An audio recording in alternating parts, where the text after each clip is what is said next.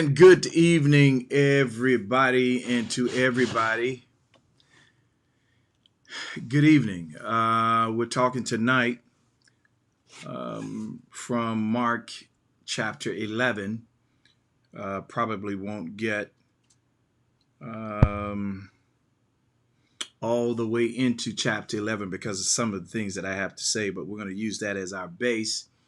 When you get an opportunity, read the whole chapter of Mark chapter 11. I promise you it'll bless you. So for those of you that don't know, I do a weekly fellowship on Sundays, 8:30 in the morning. It's a weekly fellowship. I call it the Cyber Sanctuary. It's church, but it's not church as usual. We deal with relative topics. We talk about things we need to know, how we need to condition and prepare ourselves. And that's every Sunday morning at 8:30 a.m. for the last 2 weeks. This is our second week doing this on a Thursday night. So if you would invite somebody to share, we're going to be talking tonight. It takes more than prayer. Help Texas. It takes more than prayer. That's what we're talking about tonight. I want to take a second just for you to invite somebody to share. Do that for me. Invite 2 or 3 people. And then once you invite somebody, put this on your page if you don't mind. Will you do that for me? I'm depending on you. I need you. Believe it or not, we're able to reach so many people just because of your willingness to share. We're able to reach so many more people because of your participation. So I need you. I depend on you, and the world needs you as well. Everybody reach somebody, and Christ can touch us all.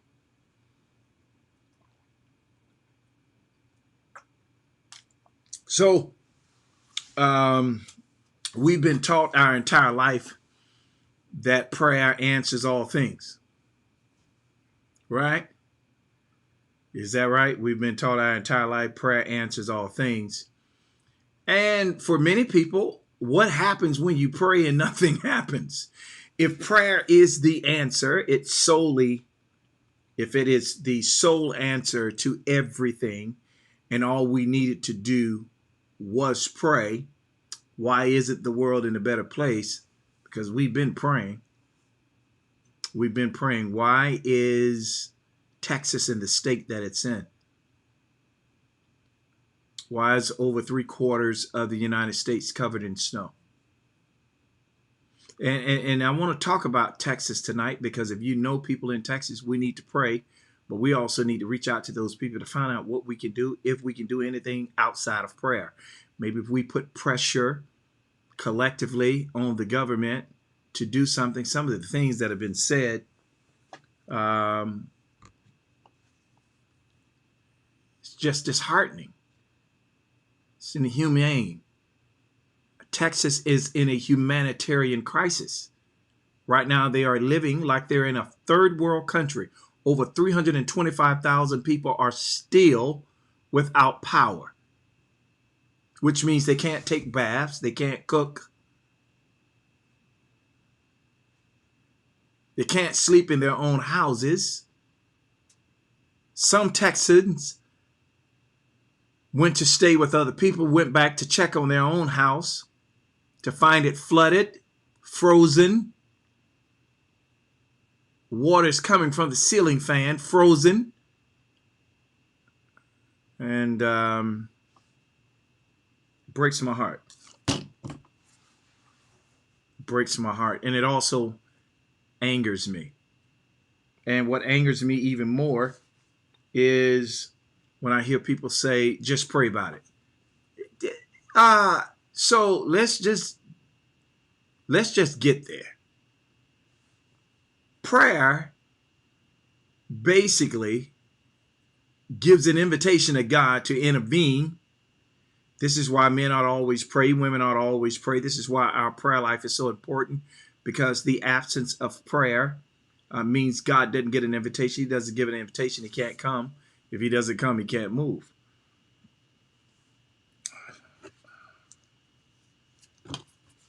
But prayer in and of itself is not the only answer. Prayer has been used as a blanket to relieve us from responsibility. Relieves us from having to think. It relieves us from having to take action. We say, just pray about it. Well, if I'm thirsty and you have 2 bottles of water and you drunk 8 before you left home, you arrive to my destination, you have 2 left. I haven't drank, I had a drink of water in 8 days, and I'm thirsty, and I ask you for a bottle of water, and you say to me, let me pray about it, you're mishandling prayer. Prayer is reserved for a number of things, and I'm going to talk about a couple. One, prayer is reserved for wisdom when we're in crisis situations and we don't know what to do. The other thing that prayer should be reserved for, prayer should be reserved for wisdom in all things. You got a job interview, you believe in God for more, greater, and better, but you don't know how it's going to happen. Prayer invites God in your situation.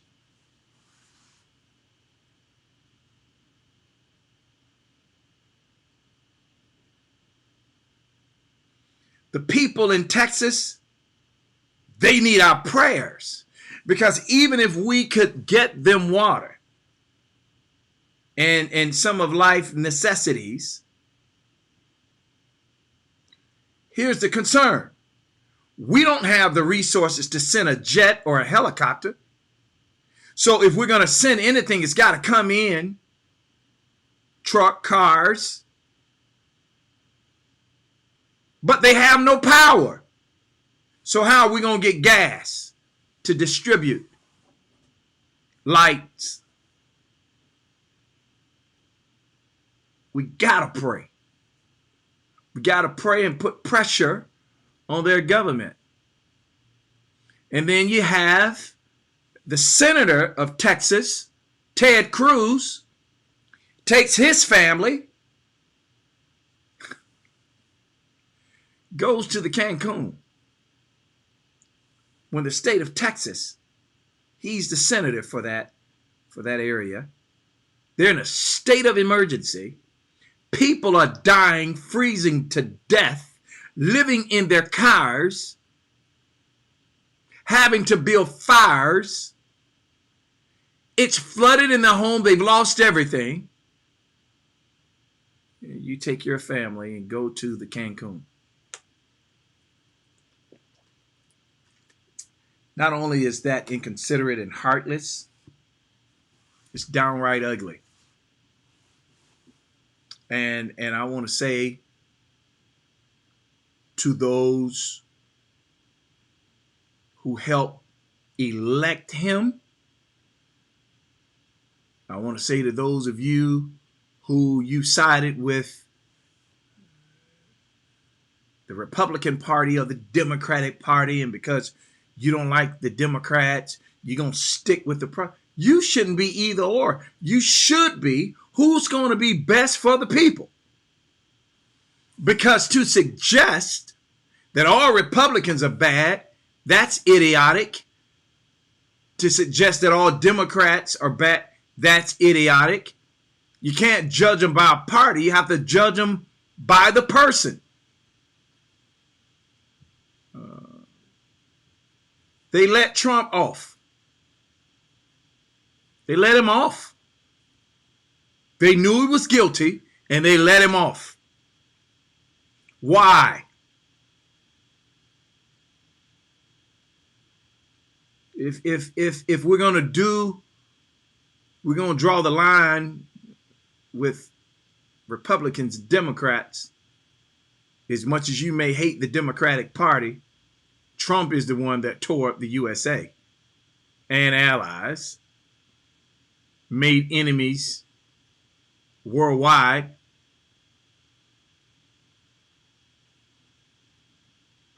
So if anything, if you're going to toe a line, it should be the Republican line right now. And I'm not saying the Democrats are good. I'm neither or. I go with who I think is right. The people in Texas are hurting. They're dying. They're in a crisis. And their senator is on vacation in the Cancun.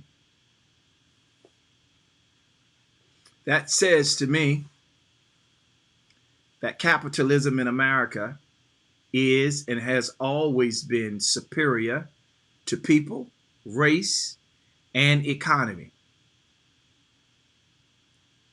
The rich gets richer and the poor gets poor. So when we say, well, we need to pray for Texas, we do. But we need to get them, thy kingdom come to my lips. We need to get some of those guys out of office. And we need to put in people who have a heart for the people.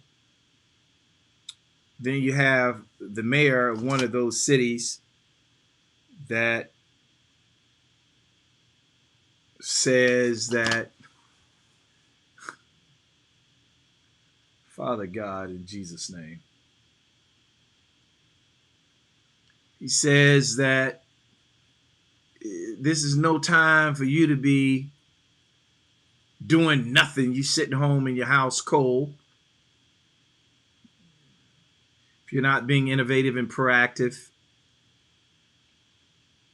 you're going to die. And only the strong survive. And he insults the people he served.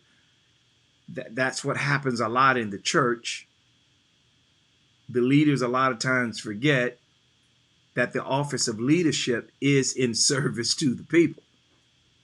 These people employ you with their taxes. These people employ you with their vote. And he stood up and insulted these people and says he's not giving no DAMN handouts. How inappropriate when people are dying with no power and you want to choose this time to try and chastise somebody and make a point that the government don't give handouts and shouldn't give handouts. He since resigned. Yeah, we need to pray, but we need to get those clowns out of office. So prayer invites God in. From the beginning of time, when God created Adam, stuck him in the garden, he gave Adam dominion. Dominion, domain, ownership, rulership. He basically told Adam, you rule down here the way I rule up there.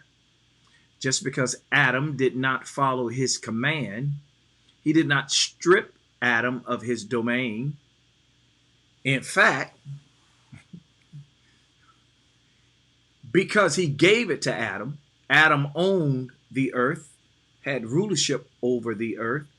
When Adam sinned and God passed out penalties for his sin, not only did he curse Adam and Eve and the serpent, he cursed the earth because it belongs to Adam.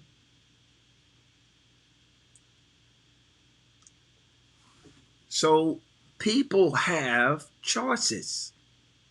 There are people that rules this world. God doesn't. And you can say, well, but God is in control. God is in control. He's sovereign. He's in control. Yeah, he is. But he can only do what you allow.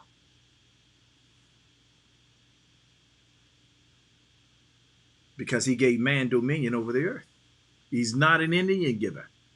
So a lot of the things that you see happening in the earth, it's because of man's doing, man's rebellion against God. And God didn't change ownership because Adam rebelled. No, he cursed Adam and he cursed the earth. And I say that because so many times we're looking at God when stuff goes wrong.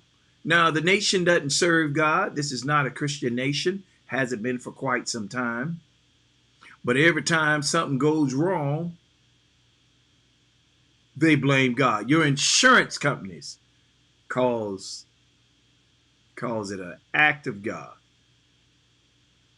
The only time God gets credit universally is when something goes wrong.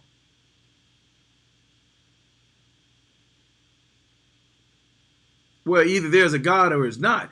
Either you're going to yield to him or you're not. You don't get to choose and pick when you yield and when God is in charge. Man is in charge of this earth. That's why everything's messed up. God didn't take that authority away from him because he rebelled. He did not. And I know that doesn't coincide with most of your teaching, but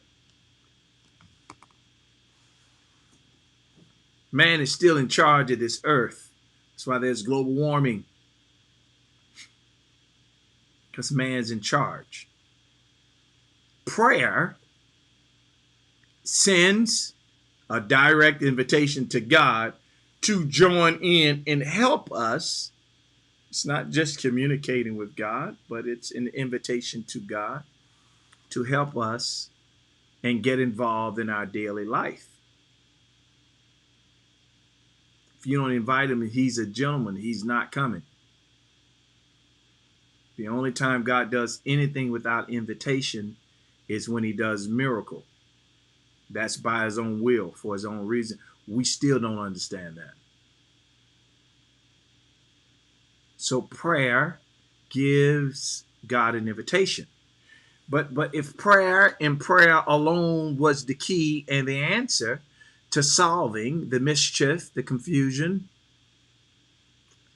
and the disorder in our world, if prayer was the sole answer, prayer could do it, it would be done.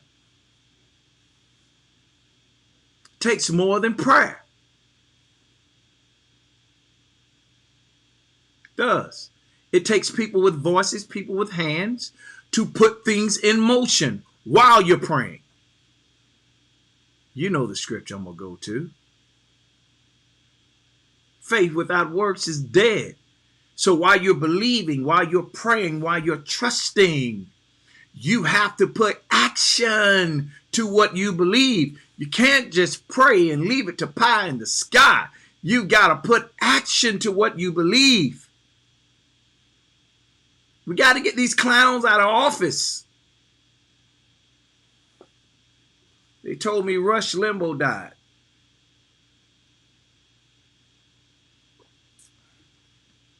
Care who you are. You're going to see death. And he was hateful. He hated minorities. He hated black folk and women. He was pious, prideful, arrogant, narcissistic, and guilty of lascivious living. And you say, well, Picker, you still got to pray for mercy. I don't have to pray for nothing. He's not here. Because what doesn't change in the earth through prayer, death will. Death is a prophet in and of itself. God's going to deal with death in the end. It says death and hell was cast into the lake of fire. But right now, God uses death. You don't want to change, and you're holding up the welfare of people because of their color, death would deal with you. Death would deal with you. So you can't just pray, folk. You got to vote. If you know people in Texas and you have resources that you can give them, we got to help them. Reached out to a few people I know, and People that I reached out to, they say they're good. And I sent inbox messages and text messages. What else can we do to help? It's sad. Yeah, let me tell you what's equally sad. Flint still doesn't have clean water.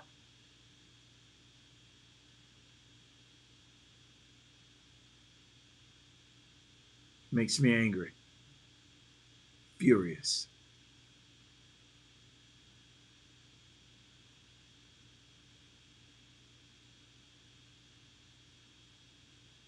And a lot of us, we're not thinking about those people because we're going to live our best life. But what if it happens to you? None of us are exempt from catastrophe. None of us. What if it happens to us? What would you expect the rest of the nation to do? What would you expect the world to do? Now, if it happened to you, what would you expect from the world? Now, whatever you're expecting from the world, you need to give. See, people believe that prayer relieves you of personal responsibility. That's ignorance at its best. If you're going to pray, you have to work and pray. Can't just pray and leave it up to chance. No, you have to be intentional, meet the need if you can, pray that God gives us supernatural whatever, and while we're praying, we're working, we're voting, we're getting these old white coons out of office. And if black people was the problem, I say black coons. Somebody's got to say something. Somebody's got to do something. Stop raising your voice about nonsense. Get on the ball and use your voice, use your platform, use your page to make a difference, even if it's just one life. You can't just depend on the people that are called. Well, they called to do that. I ain't called to do that. But you posted.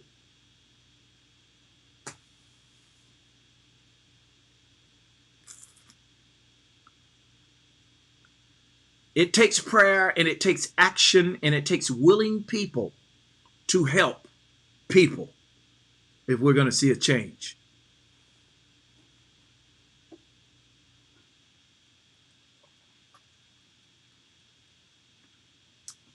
It's Black History Month because Dr. King, because he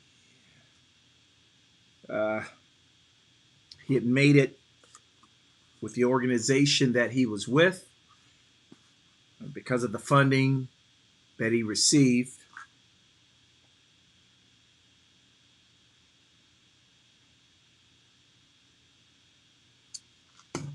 He didn't struggle financially.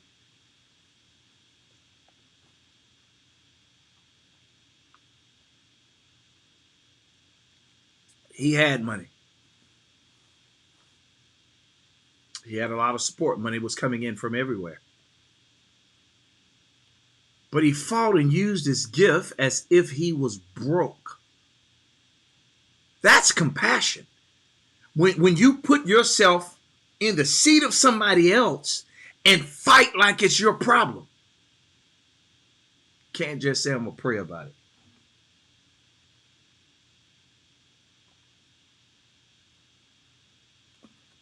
If prayer alone was the answer, we wouldn't have problems. It's not just praying. You have to pray and you have to do.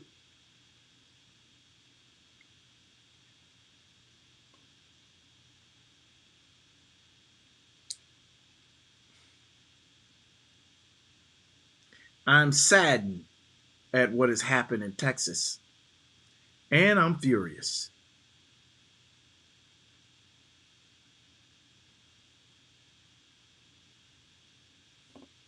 In your personal life, For those of you that are dealing with different afflictions, different health challenges, pray. But you better be making sure. You better make sure that as you pray, you're watching your diet, you're drinking enough water, you're giving your body what it needs to restore itself. Can't just pray. And as I stated before, many people use prayer as a tool to relieve them of personal responsibility. And I'm saying to you, prayer without faith shouldn't be prayed, and faith without works is dead. If you're going to pray and you're not going to believe, why are you praying?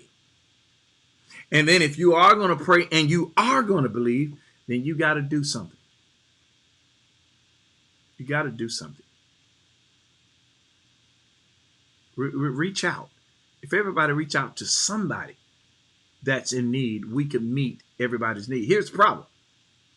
We are iconoclastic people. We like icons. So the people that have large stages and they're popular and they're celebrities, we would give and give and give and give and give to make the rich richer. You got people on your block in need. Why don't you take time to get to know your neighbors to see if you can meet their need? You got homeless people within 2 to 3 blocks of you. What are you doing to help people in need?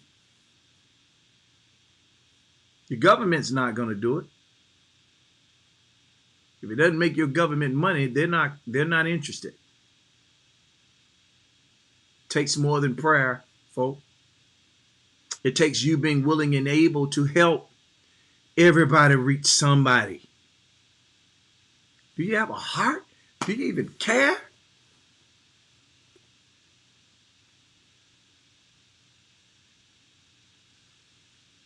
You know what I just noticed?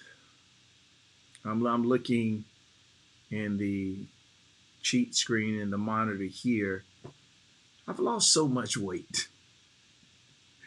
Lord, my neck is just skinny. Look at my little shoulders and my little. I've dropped so much weight. We've got to pray, and we've got to get on the move. I want you to do this for me. I want you to do this for me. Take the next 7 days. Find somebody to adopt. Pray for them. See if you can help them. If you don't have the resources, don't stress yourself out. But if you do have the resources, meet the need. That's Encounter Live. That's our time of sharing tonight. I hope this has challenged you to do something. Continue to pray.